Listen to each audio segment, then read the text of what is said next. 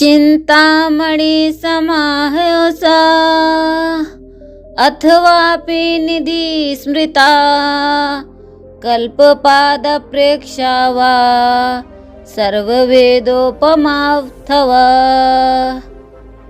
हरे कृष्ण। सभी वैष्णव भक्तों के चरणों में दंडवत प्रणाम। एकादशी प्राकट्य एवं महात्म्य। नारद पुराण में श्री वशिष्ठ जी कहते हैं कि यह एकादशी चिंतामणि के समान है। समस्त चिंताओं का हरण करने वाले किसी निधि के समान बहुमूल्य कल्पतरु की भांति सभी इच्छाओं को पूर्ण करने वाली है और सर्व वेदों की उपमा सर्व स्वरूप सर्वोपरि सर्वपूज्य महत्वपूर्ण है। संसार में मनुष्य की स्वाभाविक प्रवृत्ति भौतिक भोगों की ओर रहती है, परंतु जीवन के परम लक्ष्य श्री कृष्ण प्रेम के लिए भौतिक भोगों से वैराग्य होना ही चाहिए। संसार के सब कार्यों को करते हुए भी कम से कम माह में 2 बार हमें अपने संपूर्ण भोगों से विरक्त होकर भगवत चिंतन में संलग्न हो जाना चाहिए और इसी के लिए यह एकादशी व्रत का विधान है। एकादश्याम न भुज्यत पक्षयोरभयोरपि। दोनों पक्षों शुक्ल पक्ष एवं कृष्ण पक्ष की एकादशी में भोजन न करें। एकादशी देवी का प्रादुर्भाव मार्गशीर्ष मास के कृष्ण पक्ष में हुआ है। श्री हरि भक्ति विलास के 12 विलास में श्री एकादशी के महात्म्य का इस प्रकार वर्णन है। गोविंदम स्मरणम नृणाम के दस्या पोषणम प्रायश्चिदमिदं नूनम संसारोत्तर कारकम। श्री गोविंद के स्मरण सहित एकादशी के व्रत का पालन ही समस्त पापों का प्रायश्चित एवं संसार सागर से पार होने का उपाय है। बलवे यौवने वापि वृद्धत्वे वा विशंबर उपोष्य एकादशी नूनम नेव प्राप्नोति दुर्गतिम। हे वैश्यों में श्रेष्ठ बाल्यावस्था, युवावस्था, वृद्धावस्था, किसी भी अवस्था में यदि एकादशी व्रत किया जाए, व्रती कभी भी दुर्गति को प्राप्त नहीं होता। वरम चंडाल जातीय एकादशायु पवाकसत नातु विप्र चतुर्द्वेदी यो भक्ते हरिवासरे। एकादशी व्रत करने वाले दिन भोजन करने वाले चतुर्वेदी ब्राह्मण से चंडाल जाति का वह मनुष्य अधिक श्रेष्ठ है जो एकादशी व्रत करता है। ओंकारः सर्ववेदानां यथा चाद्या प्रपूजितः तथा सर्वव्रतानाश्च द्वादशी व्रतमुत्तमम्। विष्णु पुराण में कहा है, जिस प्रकार समस्त वेदों का आदि स्वरूप ओंकार पूजित होता है, उसी प्रकार समस्त व्रतों में आदि व्रत द्वादशी व्रत उत्तम है। अब चलते हैं हम कथा की ओर कि एकादशी की उत्पत्ति कथा। नारद जी ने पूछा, महादेव, महाद्वादशी एकादशी का उत्तम व्रत कैसा होता है? सर्वेश्वर प्रभु, उसके व्रत से जो कुछ भी फल प्राप्त होता है उसे बताने की कृपा कीजिए। महादेव जी ने कहा, ब्राह्मण, यह एकादशी महान पुण्य फल को देने वाली है। श्रेष्ठ मुनियों को भी इसका अनुष्ठान करना चाहिए। कुछ विशेष नक्षत्रों का योग होने पर यह तिथि जया, विजया, जयंती तथा पाप नाशनी इन 4 नामों से विख्यात होती है। ये सभी पापों का नाश करने वाली है। इनका इन 4 नामों से विख्यात होती है। सभी पापों का नाश करने वाली है। इनका व्रत अवश्य करना चाहिए। जब शुक्ल पक्ष की एकादशी पूर्ण वर्षु नक्षत्र हो वह उत्तम तिथि जया कहलाती है। उसका व्रत करके मनुष्य निश्चय ही पाप से मुक्त हो जाता है। जब शुक्ल पक्ष की द्वादशी का श्रवण नक्षत्र हो तो वह उत्तम तिथि विजया के नाम से विख्यात होती है। इसमें किया हुआ दान और ब्राह्मण भोजन सहस्त्र गुणों से भी अधिक फल देता है। जब शुक्ल पक्ष की द्वादशी को रोहिणी नक्षत्र हो तो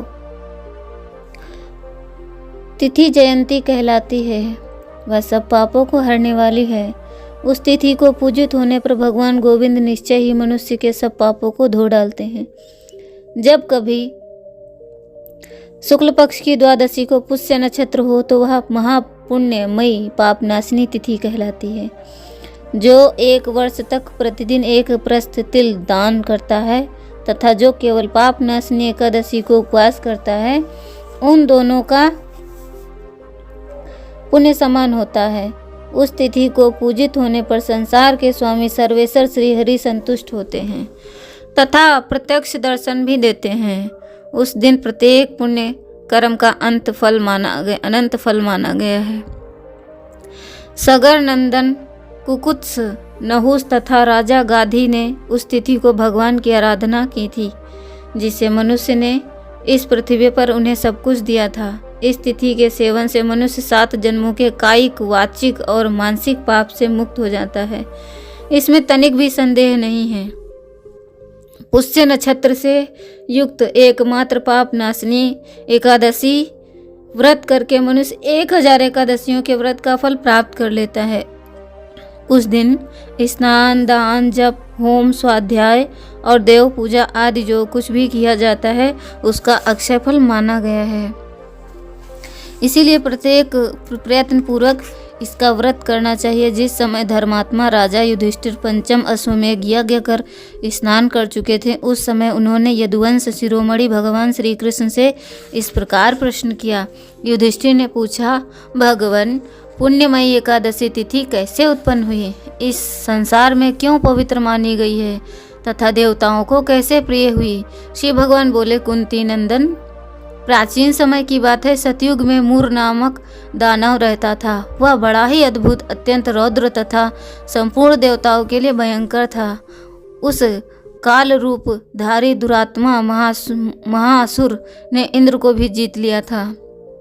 संपूर्ण देवता उससे परास्त होकर स्वर्ग से निकाले जा चुके थे और शंकित तथा भयभीत होकर पृथ्वी पर विचरा करते थे। एक दिन सब देवता महादेव जी के पास गए।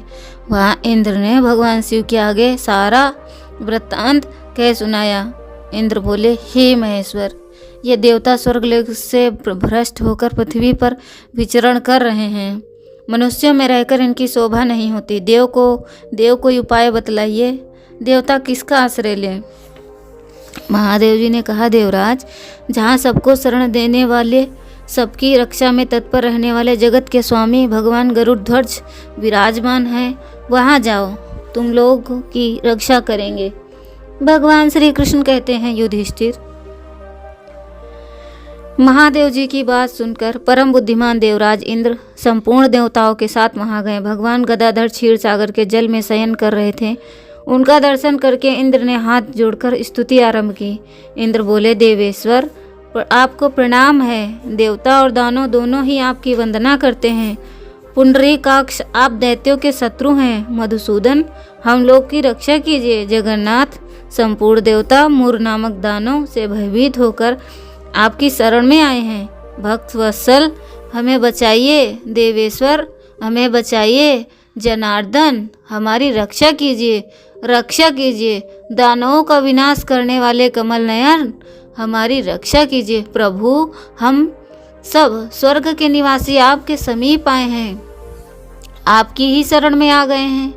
भगवान, शरण में आए हुए देवताओं की सहायता कीजिए। देव, आप ही पति, आप ही मति, आप ही कर्ता, आप ही कारण, आप ही सब लोगों की माता और आप ही इस जगत के पिता हैं। भगवान, देवेश्वर, शरणागत वत्सल देवता भयभीत होकर आपकी शरण में आए हैं। हे प्रभु, अत्यंत उग्र स्वभाव वाले महाबली मुरु नामक दैत्य ने संपूर्ण देवताओं को जीतकर हमें स्वर्ग से निकाल दिया है। इंद्र की बात सुनकर भगवान विष्णु बोले, देवराज, यह दानव कैसा है, उसका रूप और बल कैसा है तथा उस दुष्ट के रहने का स्थान कहाँ है? इंद्र बोले, देवेश्वर, पूर्व काल में ब्रह्मा जी के वंश में तालजंग नामक एक महान असुर उत्पन्न हुआ था, जो अत्यंत भयंकर था। उसका पुत्र मूर्ण दानव के नाम से विख्यात हुआ। वह भी अत्यंत उत्कृष्ट महापराक्रमी और देवताओं के लिए भयंकर है। चंद्रावती नदी से प्रसिद्ध एक नगरी है, उसी में स्थान बनाकर वह निवास करता है। उस दैत्य ने समस्त देवताओं को परास्त करके स्वर्गलोक से बाहर निकाल दिया है। उसने एक दूसरे ही इंद्र को स्वर्ग में सिंहासन पर बैठाया है। अग्नि, चंद्र, सूर्य, वायु तथा वरुण भी उसने दूसरे ही बनाए हैं। जनार्दन, मैं सत्य बात कह रहा हूँ।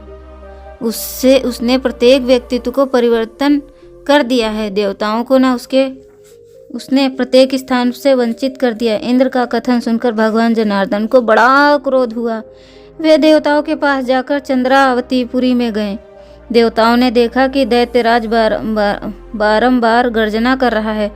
उससे परास्त होकर संपूर्ण देवता दसों दिशाओं में भाग गए। अब वह दानव भगवान विष्णु को देखकर बोला, खड़ा रहा, खड़ा रहा। उसकी ललकार सुनकर भगवान के नेत्र क्रोध से लाल हो गए। वो बोले, अरे दुराचारी दानव, मेरी इन भुजाओं को देख। यह कहकर विष्णु ने दिव्य बाणों से सामने आए हुए दुष्ट दानवों का वध करना आरंभ कर दिया। दानव भय से विहल उठे। पांडु नंदन तत्पश्चात श्री विष्णु ने दैत्य सेना पर चक्र का प्रहार किया। उसे छिन्न भिन्न होकर सैकड़ों योद्धा मृत्यु के विकराल मुख में चले गए। इसके बाद भगवान मधुसूदन बद्रिकाश्रम चले गए। वहाँ सिंहावती नाम की गुफा थी जो 12 योजन लंबी थी। पांडुनंदन, उस गुफा में एक ही द्वार था। भगवान विष्णु उसी में शयन कर रहे थे। दानव मूर भगवान का वध करने के लिए षड्यंत्र में संलग्न था और वह उनके पीछे लगा रहा। वहां पहुंचकर उसने भी गुफा में प्रवेश किया। वहां भगवान को शयन करते देख उसे बड़ा हर्ष हुआ। उसने सोचा, यह दानवों को भय देने वाला देवता है, अतः निसंदेह इसे मैं मार डालूंगा। युधिष्ठिर, दानव के इस प्रकार विचार करते ही भगवान विष्णु के शरीर से एक कन्या प्रकट हुई, जो अत्यंत सुंदर, सौभाग्यशालिनी तथा दिव्य अस्त्र शस्त्रों से युक्त थी। वह भगवान के तेज अंश से उत्पन्न हुई थी। उसका बल और पराक्रम महान था। युधिष्ठिर, दानवराज मूर ने उस कन्या को देखा। कन्या ने युद्ध का विचार करके दानव के साथ युद्ध के लिए याचना की। युद्ध छिड़ गया। कन्या सब प्रकार की युद्ध कला में निपुण थी। उसकी हुंकार मात्र से मूर नामक महान असुर राख का ढेर हो गया। दानव के मारे जाने पर भगवान जागे उठे। उन्होंने दानव को धरती पर पड़ा देख पूछा, मेरा यह शत्रु अत्यंत उग्र और भयंकर था, किसने इसका वध किया? कन्या बोली, स्वामिन, आपकी ही कृपा से मैंने इस दैत्य का वध किया। शिव भगवान ने कहा, कल्याणी, तुम्हारे इस कर्म से तीनों लोक के मुनि और देवता आनंदित हुए हैं। अतः तुम्हारे मन में जैसी रुचि हो उसके अनुसार मुझसे कोई वर मांगो। देव दुर्लभ होने पर भी वह वर मैं तुम्हें दूंगा, इसमें तनिक भी संदेह नहीं है। वह कन्या साक्षात एकादशी ही थी। उसने कहा, प्रभु, यदि आप प्रसन्न हैं तो मैं आपकी कृपा से सब तीर्थों में प्रधान, समस्त विघ्नों का नाश करने वाली तथा सब प्रकार की रिद्धि सिद्धि देने वाली देवी हूँ। जनार्दन, जो लोग आप में भक्ति रखते हुए एकादशी के दिन उपवास करें उन्हें सब प्रकार की सिद्धि प्राप्त हो। माधव, जो लोग उपवास, रात्रि में फलाहार अथवा एक भुक्त होकर मेरे व्रत का पालन करें उन्हें आप धन और मोक्ष प्रदान कीजिए। श्री विष्णु बोले, कल्याणी, तुम जो कहती हो वह सब पूर्ण होगा। भगवान श्री कृष्ण कहते हैं, युधिष्ठिर, ऐसा वर पाकर महाव्रता एकादशी बहुत प्रसन्न हुई। दोनों पक्षों की एकादशी समान रूप से करने वाली, इसमें शुक्ल और कृष्ण पक्ष का भेद नहीं करना चाहिए। यदि उदया काल में थोड़ी सी एकादशी मध्य में पूरी, द्वादशी अंत में किंचित, त्रयोदशी हो तो वह त्रिस्पर्शा एकादशी कहलाती है। वह भगवान को बहुत प्रिय है। यदि एक त्रिस्पर्शा एकादशी को उपवास कर लिया जाए तो 1 सहस्त्र एकादशी व्रतों का फल प्राप्त होता है, तथा इसी प्रकार द्वादशी में पारण करने पर सहस्त्र गुना फल माना गया है।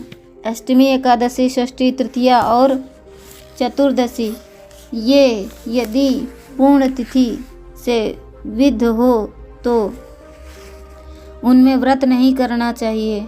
परिवर्तनी तिथि से युक्त होने पर ही उनमें उपवास का विधान है। पहले दिन में और रात में एकादशी हो और दूसरे दिन केवल प्रातःकाल एक दंड एकादशी रहे तो पहली तिथि का परित्याग करके दूसरे दिन की द्वादशी युक्त एकादशी का ही उपवास करना चाहिए। यह विधि मैंने दोनों पक्षों की एकादशी के लिए बताई है। जो मनुष्य एकादशी को उपवास करता है वह वैकुंठ धाम में, जहाँ साक्षात भगवान गरुड़ध्वज विराजमान है जाता है। जो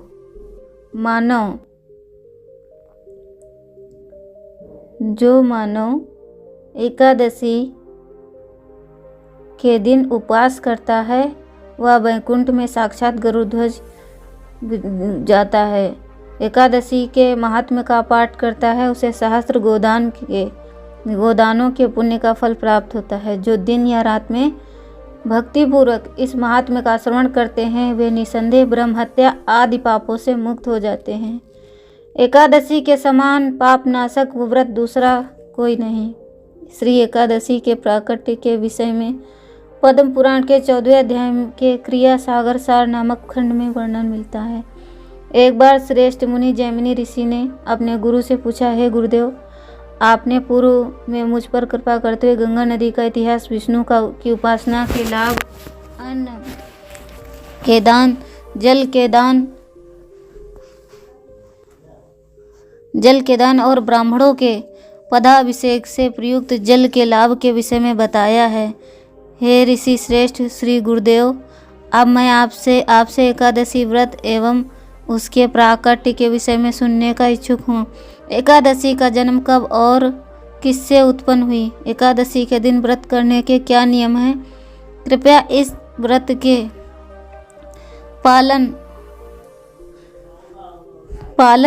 एकादशी के पालन के क्या नियम हैं, क्या लाभ हैं और कब इसका पालन करना चाहिए? एकादशी के लिए इष्ट देवता कौन है? कौन से दोषों के कारण एकादशी का पालन उचित प्रकार से नहीं हो पाता? कृपया मुझसे कहिए।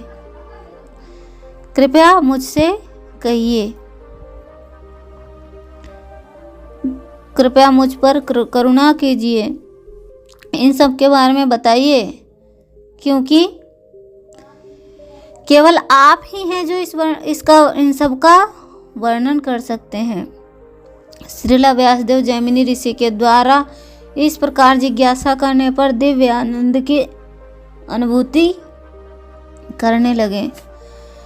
उन्होंने उत्तर दिया, हे जैमिनी ऋषि, एकादशी के पालन के परिणामों के विषय में भगवान नारायण ही पूर्णतया बता सकते हैं, परंतु मैं संक्षेप में आपके प्रश्नों का उत्तर देता हूँ। भौतिक जगत में पूर्ण पुरुषोत्तम भगवान ने 5 भौतिक तत्वों के चल और तथा अचल जीवों का निर्माण किया। साथ ही उन्होंने दुष्ट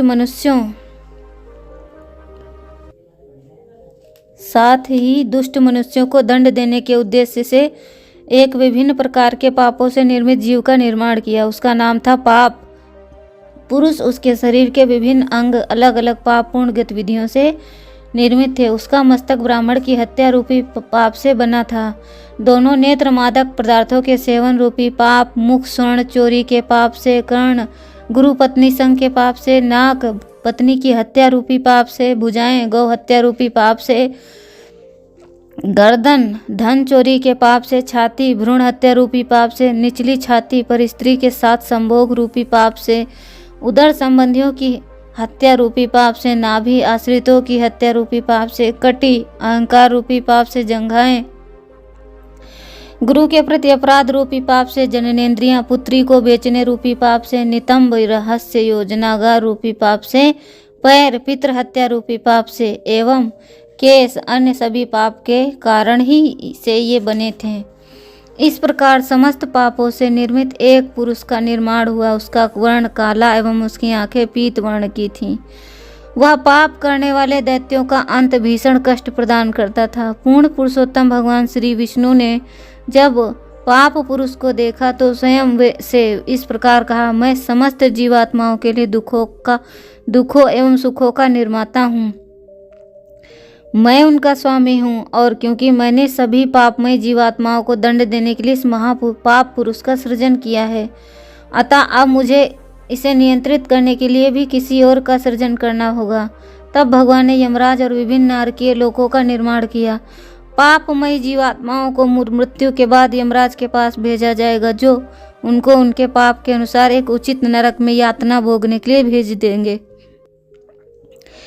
जब यह सभी व्यवस्थाएं भगवान द्वारा कर दी गईं, तब सभी जीवात्माओं के सुखों और दुखों के प्रदाता पक्षीराज गरुड़ पर आसीन होकर यमराज के लोक में गए। जब यमराज ने देखा कि भगवान विष्णु आए हैं तो उन्होंने तुरंत ही उनके चरण प्रक्षालन किए और उनकी स्तुति की। उन्होंने भगवान को स्वर्ण सिंहासन पर आसीन किया। तब भगवान विष्णु ने दक्षिणी क्षेत्र से आने वाली चित्कारों को सुना। उन्हें सुनकर यह आश्चर्यचकित हो गए और यमराज से पूछा, ये चित्कारें कहाँ से आ रही हैं? यमराज ने कहा, हे देवेश्वर, पृथ्वी की विभिन्न पूर्ण पाप पूर्ण जीवात्माएं नरकों की यातनाएं भोग रही हैं। वे अपनी पूर्ण पाप पूर्ण गतिविधियों का फल भोग रही हैं। इसीलिए ही ये भयानक चित्कारें सुनाई दे रही हैं। यह सुनने के बाद भगवान विष्णु दक्षिणी क्षेत्र में स्थित नरकों में गए। जब वहाँ यातनाएं भोग रही जीवात्माओं ने उन्हें देखा तो वे जीव और अधिक रुदन करने लगे। भगवान विष्णु का हृदय करुणा से अविलिप्त हो गया। उन्होंने सोचा कि ये सभी मेरी ही संतानें हैं और मेरे ही प्रबंध के अनुसार इस प्रकार कष्ट भोग रही हैं। श्रील व्यासदेव ने आगे कहा, हे जैमिनी, आगे भगवान विष्णु ने कहा, हे अब सुनो क्या कहा। यह सब देखकर करुणा स्वरूप भगवान विष्णु ने अपने दिव्य शरीर से एकादशी को उत्पन्न किया। उसके बाद सभी पापात्माएं एकादशी का व्रत करने लगी और शीघ्र ही वैकुंठ को प्राप्त होने लगी। मेरे पुत्र जैमिनी, इस प्रकार एकादशी प्रत्येक के हृदय में वास करने वाले स्वयं भगवान विष्णु के दिव्य शरीर से उत्पन्न हुई है। श्री एकादशी सबसे पवित्र व्रत है एवं सभी व्रतों में सर्वोत्तम है।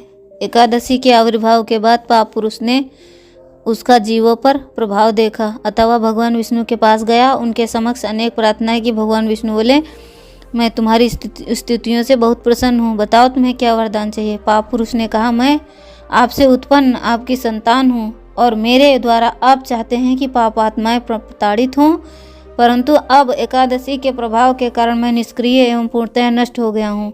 हे प्रभु, जब मेरी मृत्यु हो जाएगी तो आपके सभी अंश जिन्होंने भौतिक देह धारण की हुई है मुक्त होकर वैकुंठ धाम चले जाएंगे। यदि सभी जीवात्माएं मुक्त हो जाएंगी तो आपकी लीलाओं में कौन सहायता करेगा? पृथ्वी पर आपकी लीलाओं में विभिन्न भूमिकाएं करने के लिए कोई शेष नहीं रहेगा।